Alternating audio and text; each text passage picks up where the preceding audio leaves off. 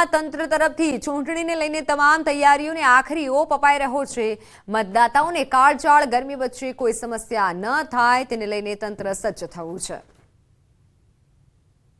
લઈ વહીવટી તંત્ર દ્વારા તૈયારીઓને આખરી ઓપ આપવામાં આવી રહ્યો છે। ત્યારે અમદાવાદમાં કેવા પ્રકારની વ્યવસ્થા છે તે આપણે વાત કરીશું। આપણી સાથે છે અમદાવાદ જિલ્લા ડેપ્યુટી કલેક્ટર રિધિબેન શુક્લા। મેમ, અત્યારે અમદાવાદની પૂર્વ અને પશ્ચિમ બેઠક ઉપરની જે ચૂંટણીની માટે મતદાન થવાનું છે, કેવા પ્રકારની વ્યવસ્થા છે વહીવટી તંત્ર દ્વારા કરવામાં આવી છે? જે તમામ મતદાન મથકો છે એ તમામ મતદાન મથકો પર લોકોને અગવડતા ના પડે તે માટે થઈને અશ્યોર્ડ મિનિમમ ફેસિલિટીઝ આપણે ઇન્શ્યોર કરી દેવામાં આવેલી છે। આ સાથે સાથે 1995 એવા બૂથ છે કે જેમાં મંડપની પણ વ્યવસ્થા કરવામાં આવેલી છે। આ મંડપની વ્યવસ્થા સાથે સાથે 770 જેટલા એવા બૂથ પણ છે કે જ્યાં કુલરની પણ વ્યવસ્થા કરવામાં આવેલી છે। પૂરતા પ્રમાણમાં પાણીના જગ ત્યાં ઉપલબ્ધ કરાવી દેવામાં આવ્યા છે। સાથે સાથે ORS છે એ પણ લોકોને ત્યાં પહોંચાડવામાં આવેલું છે। હેલ્થની ટીમ્સ પણ રૂટ વાઇઝ કાર્યરત રહેશે। આથી સૌ અમદાવાદની જનતાને અમારે નમ્ર અપીલ કરવાની કે આપ અચૂકપણે મતદાન કરવા જાઓ। મતદાન મથક પર આપના ગરમીનો કોઈ પ્રશ્ન ના થાય અથવા તો આપની હેલ્થને કોઈ પ્રશ્ન ના થાય તે માટેની તમામ તૈયારીઓ અમદાવાદ જિલ્લા લોકસભાની ચૂંટણીને લઈને વધુને વધુ લોકો મતદાન કરે તે માટે અલગ અલગ જાગૃતિ અભિયાન ચલાવવામાં આવી રહ્યા છે, જે અંતર્ગત અમદાવાદ જિલ્લા શિક્ષણ અધિકારી કચેરી દ્વારા તમામ શાળાના આચાર્યને સેલ્ફી વિથ વોટરનો પરિપત્ર જાહેર કર્યો છે। 7 મેના રોજ મતદાનના દિવસે વિદ્યાર્થી પોતાના પરિવારના તમામ વોટર કે જેઓએ મતદાન કર્યું છે તેમની સાથે સેલ્ફી પડાવી પરિવાર સાથે વિદ્યાર્થી ચાહે મતદાર હોય કે ના હોય પણ પરિવાર સાથે પરિવારના સભ્યો મતદાન કર્યા પછી આવે ત્યારે એમની સાથે અંગુલી નિર્દેશ કરતો મતદાન આપ્યાના એક પરિવાર સાથેનો ફોટો સેલ્ફી વિથ ફેમિલીનો એક અમે આજે કાર્યક્રમ જારી કર્યો છે। આ એક આપણી એક ભારતના નાગરિક તરીકેની એક જવાબદારી સમજી અને બાળક પણ ભાવિ મતદાર છે ત્યારે એક લોકશાહીના પર્વમાં એ પણ જાણે જોડાયું છે અને પરિવારને જોડશે અને એક ફેમિલી સાથેનો ફોટો જ્યારે અંદર અપલોડ કરવાનો એના આનંદ થશે તો ભવિષ્યમાં એ આ બાબતે એ મતાધિકારનો પોતાનો જ્યારે ઉપયોગ કરવાનો થશે ત્યારે પણ એ ચૂક કરશે। એ આના દ્વારા પણ અમે એક પ્રયાસ કર્યો છે। Welcome back. લોકસભામાં જીત હાંસલ કરવા માટે રાજકીય પક્ષો મેદાને છે અને ત્યારે ગુજરાત પ્રદેશ ઠાકોર સેના અધ્યક્ષ અલ્પેશ ઠાકોરની જંગી જનસભા યોજાઈ। દાતાના લોડટ ગામે સામાજિક સંવાદ સંમેલન યોજાયું।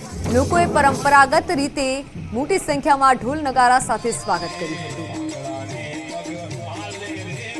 આ દેશના વડાપ્રધાનની ચૂંટણી છે, આખો દેશ મોદીમય બન્યો છે અને આપણા ઉત્તર ગુજરાતના પનોતા પુત્ર મોદી સાહેબ આ ત્રીજી વાર વડાપ્રધાન બનવા જઈ રહ્યા છે। ત્યારે આ ચૂંટણી કોઈ જાતિ કોમ ધર્મની નથી, આ ચૂંટણી છે આવનારી પેઢીઓના ઉજ્જવળ ભવિષ્યની, આ સક્ષમ રાષ્ટ્રની જેણે આ દેશને 10 વર્ષમાં અનેક ઊંચાઈઓ આપી છે એવા મોદી સાહેબની ચૂંટણી છે।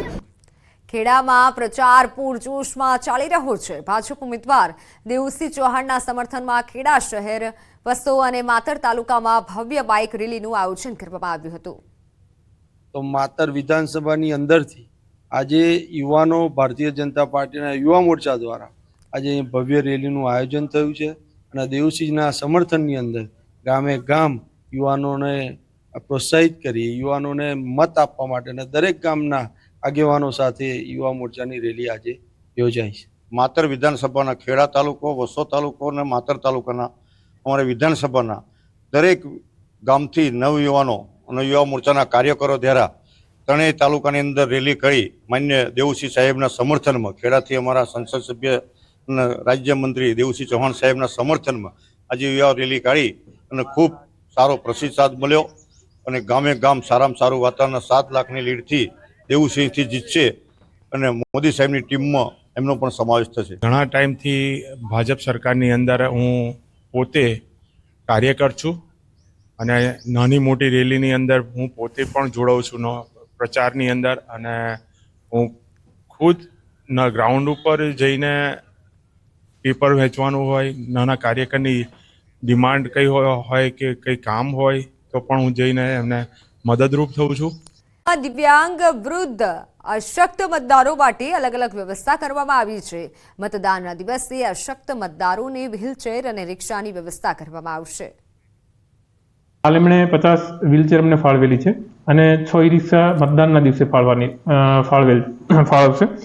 ટોટલ 66 પીડબ્લ્યુડી મતદારો છે, 66 આપણે વ્હીલચેર છે એ મતદાન મથકે પહોંચી ગયેલ છે. એટલે આપણા કોઈ પણ પીડબ્લ્યુડી મતદાર અથવા અશક્ત મતદારને મતદાન મથક સુધી પહોંચવામાં કોઈ તકલીફ ન પડે એ જિલ્લા ચૂંટણી તંત્ર સુનિશ્ચિત કરી રહ્યું છે. આ સ્ટ્રીટ લાઇટ પુનઃ શરૂ કરાતા સ્થાનિકોમાં આનંદની લાગણી છવાઈ છે.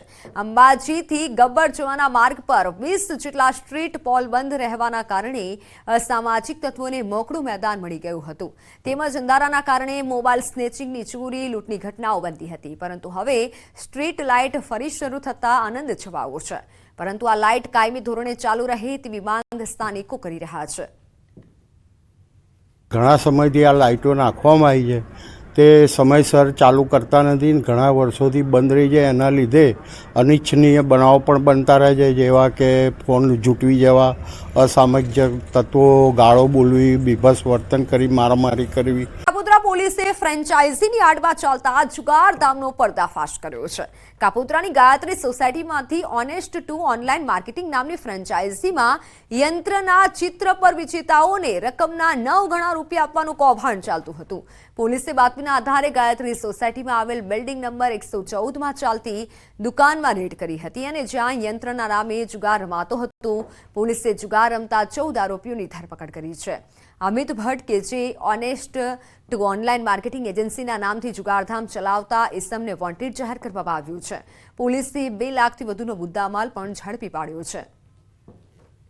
આ કોઈ યંત્રોનું વેચાણ નથી થતું. આ માર્કેટિંગના નામે કાયદેસરનો જુગારનો અખાડો ચલાવે છે, જેથી ત્યાં પોલીસે રેડ કરી કુલ 14 આરોપી જેટલાની ધરપકડ કરી છે. તેના સંચાલક જયદીપસિંહ ગોહિલ જે આ અખાડો ચલાવે છે તેની પણ ધરપકડ કરવામાં આવી છે. અને આ સમગ્ર નેટવર્ક તપાસ દરમિયાન એવું ખુલેલ છે કે ગાંધીધામથી આ માર્કેટિંગ સાઇટ કાર્યરત છે.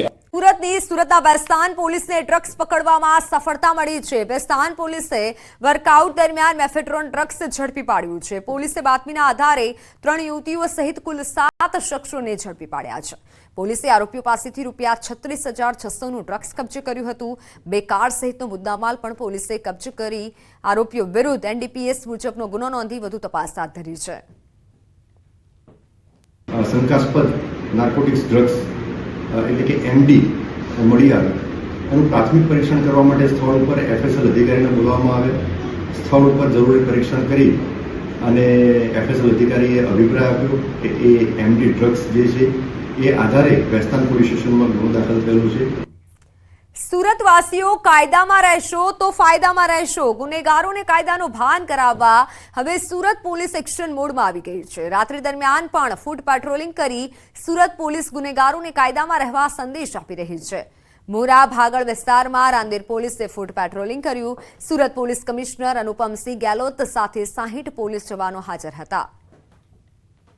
20,000 જેટલા વાહનોના સ્ક્રીનિંગ કરી છે અને ચેકિંગ કરી છે, જેમાં અલગ અલગ પ્રકારના 250 જેટલા લોકો હથિયાર, ચક્કુ હોય, છરી હોય, તલવારો હોય, ધોકા હોય, આ પ્રકારના પ્રતિબંધિત ચીજો સાથે પકડાયેલા છે, જેના ઉપર આ કેસો દાખલ કરવામાં આવેલા છે.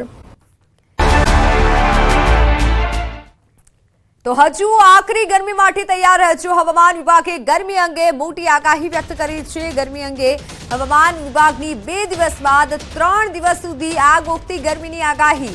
આગ ઓગતી ગરમી પડશે. ગુજરાતમાં 6 થી 8 મે સુધી ગરમી વધુ રહેશે. મતદાનના દિવસે ગુજરાતમાં ગરમીનો પ્રકોપ વધશે.